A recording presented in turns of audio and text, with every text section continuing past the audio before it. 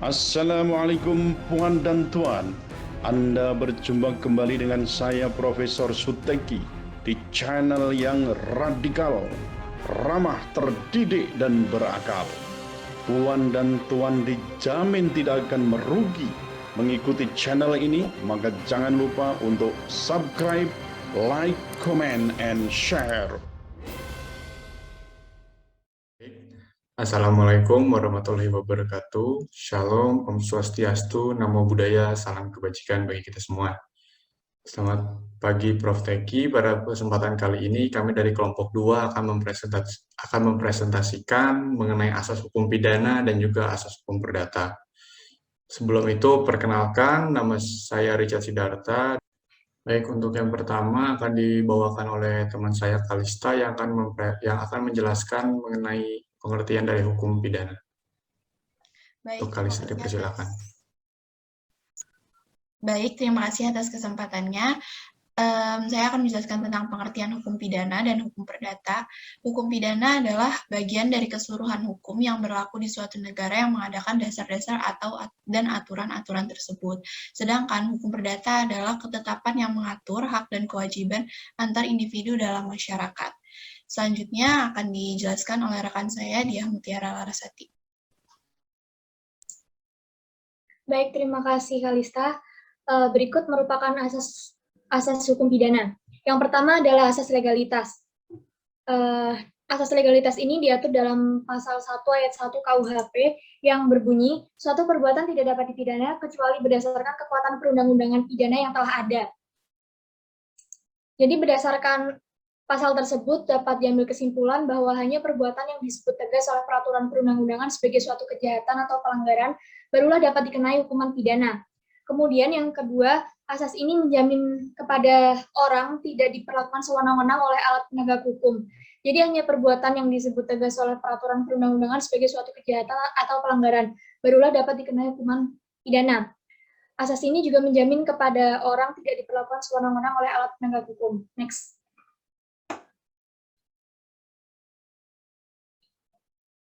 Kemudian menurut Machteld-Bot, asas legalitas mengandung beberapa syarat. Yang pertama, nullum crimen nolla puna sine lege pravia, yang memiliki makna bahwa hukum pidana tidak boleh berlaku surut. Kemudian yang kedua, nullum crimen nolla puna sine lege scripta, yang memiliki makna bahwa semua perbuatan pidana harus tertulis. Kemudian yang ketiga, nullum crimen nolla puna sine lege certa, yang memiliki makna harus jelasnya rumusan perbuatan pidana sehingga tidak bersifat multitafsir yang dapat membahayakan kepastian hukum. Kemudian yang keempat, nullum crimen nolla puna sine lege scripta, yang memiliki makna secara implisit yaitu tidak diperbolehkannya analogi. Ketentuan pidana harus ditafsirkan secara ketat sehingga tidak menimbulkan perbuatan pidana baru. Next. Kemudian yang kedua adalah asas tiada pidana tanpa kesalahan. Istilah lain disebut dengan Genstraf zonder schuld atau no punishment without fault atau actus non facit reum nisi mensis rea. Jadi berdasarkan asas ini, meskipun seseorang telah melakukan perbuatan pidana dan telah memenuhi unsur-unsur yang dirumuskan dalam delik, perlu dibuktikan pula apakah dia dapat dipertanggungjawabkan atau tidak atas perbuatannya. Artinya apakah dia mempunyai kesalahan atau tidak. Selanjutnya akan dilanjutkan oleh rekan saya.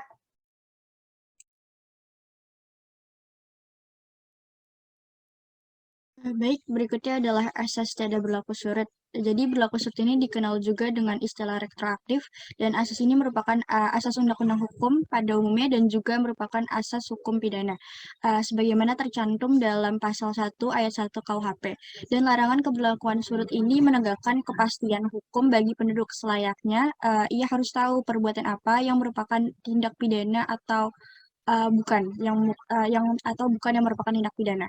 Selain itu, asas non-retroaktif juga disebutkan dalam pasal 28I Undang-Undang Dasar Republik Indonesia tahun 1945 yang berbunyi hak untuk hidup, hak untuk tidak disiksa, hak kemerdekaan pikiran dan hati nurani, hak beragama, hak untuk tidak diperbudak, hak untuk diakui sebagai pribadi di hadapan hukum, dan hak untuk tidak dituntut atas dasar hukum yang berlaku surut adalah hak asasi manusia yang tidak dapat dikurangi dalam keadaan apapun.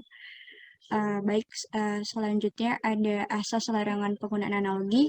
Jadi menggunakan analogi dalam hukum pidana berarti menganggap sesuatu itu sebagai termasuk dalam pengertian dari suatu istilah atau ketentuan undang-undang hukum pidana karena sesuatu itu banyak sekali kemiripannya atau kesamaannya dengan istilah atau ketentuan tersebut.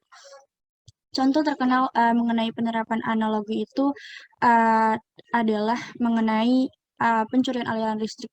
Hal ini dipersoalkan apakah aliran listrik dianggap sebagai barang dan apakah telah terjadi pengambilan. Dan Hugerat telah memutuskan bahwa aliran listrik termasuk dalam pengertian barang dan dengan demikian telah terjadi tindakan pengambilan yang sesuai dengan istilah yang digunakan dalam pasal 362 KUHP. Baik, berikutnya akan dilanjutkan oleh rekan saya. Baik, sekarang saya akan menjelaskan asas hukum perdata. Untuk yang pertama itu ada asas kebebasan berkontrak. Asas kebebasan berkontrak ini tercantum dalam pasal 1338 ayat 1 KUH Perdata. Asas kebebasan berkontrak ini memiliki pengertian sebagai seseorang yang mengikatkan diri dengan seseorang lewat perjanjian yang mereka buat, namun perjanjian tersebut harus memiliki itikat yang baik. Dalam pasal 1338 ayat 1 KUH Perdata telah dijelaskan bahwa para pihak memiliki kebebasan untuk yang pertama, menentukan kausa perjanjian, objek perjanjian, bentuk perjanjian, syarat perjanjian, dan juga cara menyelesaikan sengketa apabila suatu saat terjadi suatu masalah dalam perjanjian tersebut. Selain itu juga, asas kebebasan berkontrak ini sebenarnya memiliki tujuan untuk menghindari terjadinya pemaksaan atau kezaliman yang dilakukan oleh individu lain ke individu lain. Sehingga dalam perjanjian ini, kedudukan antara pihak-pihak yang membuat suatu perjanjian tersebut adalah sama atau setara. Namun, meskipun para pihak memiliki kehendak bebas, menurut Nye Wen Huis menegaskan terdapat pengecualian kebebasan berkontrak, yakni dalam hal bentuk perjanjian dan juga isi perjanjian. Selanjutnya saya akan membahas asas konsensualisme. Asas konsensualisme sendiri berasal dari kata konsensus yang berarti sepakat, sehingga asas konsensualisme ini memiliki pengertian sebagai suatu kesepakatan yang dibuat oleh para pihak-pihak tertentu yang mengadakan perjanjian dan sudah mencapai kata sepakat mengenai hal-hal pokok yang akan dimuat dalam perjanjian yang akan mereka buat tersebut. Sebenarnya dalam perjanjian ini tidak dibutuhkan secara tertulis, maka perjanjian ini juga dapat dilakukan secara verbal, seperti contohnya saya membuat perjanjian dengan Kalista. Dalam membuat perjanjian, saya tidak perlu membuat perjanjian secara tertulis, namun juga bisa diucapkan secara verbal, asalkan kehendak saya dan kehendak Kalista itu sama. Maka apabila antara pihak-pihak yang membuat perjanjian ini sudah memiliki kehendak yang sama, maka perjanjian tersebut dapat mengikat kedua belah pihak. Namun apabila salah satu pihak tidak memiliki kehendak yang sama, namun tetap diadakan perjanjian tersebut, maka perjanjian tersebut dapat dianggap cacat hukum. Sekarang ada beberapa alasan mengenai cacatnya suatu perjanjian. Itu yang pertama adanya kesesatan, penipuan, dan juga paksaan. Untuk selanjutnya akan dilanjutkan oleh teman saya.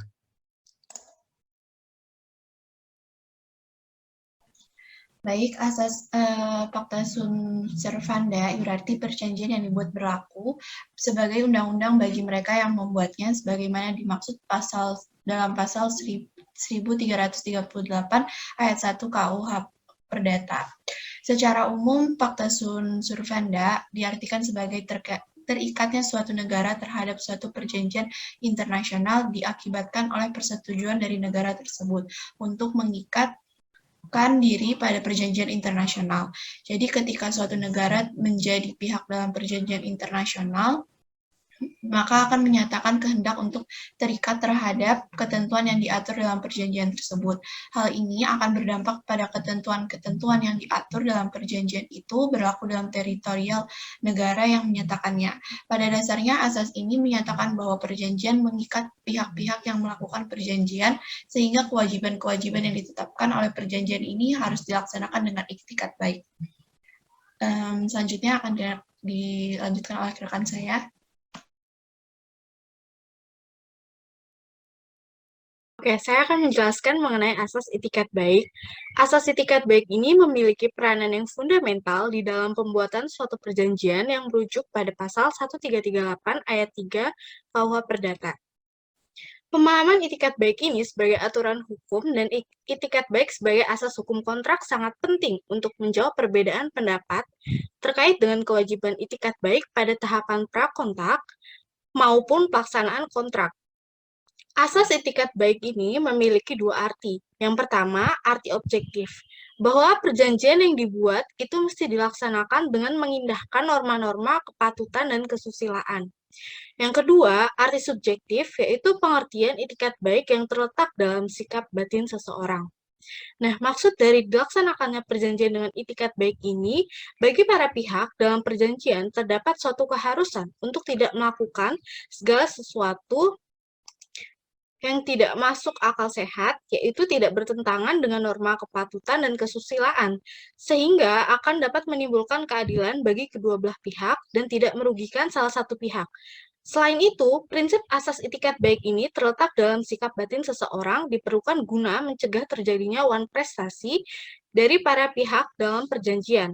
Nah, prinsip itikat baik juga dapat diartikan bahwa masing-masing pihak dalam suatu perjanjian ini akan disepakati mempunyai kewajiban untuk memberikan keterangan atau informasi selengkap-lengkapnya yang dapat mempengaruhi keputusan pihak lain dalam hal menyepakati perjanjian atau tidak.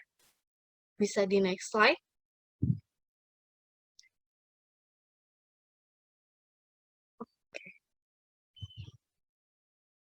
Oke. Sebenarnya, itikat baik ini disebut dalam bahasa Belanda yang sering juga diterjemahkan dengan kejujuran, dapat dibedakan atas dua macam. Yang pertama ini, itikat baik pada waktu akan mengadakan perjanjian, kemudian yang kedua, itikat baik pada waktu melaksanakan hak-hak dan kewajiban-kewajiban yang timbul dari perjanjian tersebut. Dalam Simposium Hukum Perdata Nasional diselenggarakan Badan Pembinaan Hukum Nasional, diterangkan bahwa itikat baik hendaknya diartikan sebagai kejujuran pada waktu membuat kontrak, kemudian pada tahap pembuatan ditekan apabila kontrak dibuat di hadapan pejabat, para pihak dianggap beritikat baik. Kemudian sebagai kepatutan dalam tahap pelaksanaan, yaitu terkait suatu penilaian baik terhadap perilaku para pihak dalam melaksanakan apa yang telah disepakati dalam kontrak, yang semata-mata bertujuan untuk mencegah perilaku yang tidak patut dalam pelaksanaan kontrak tersebut. Bisa di next slide.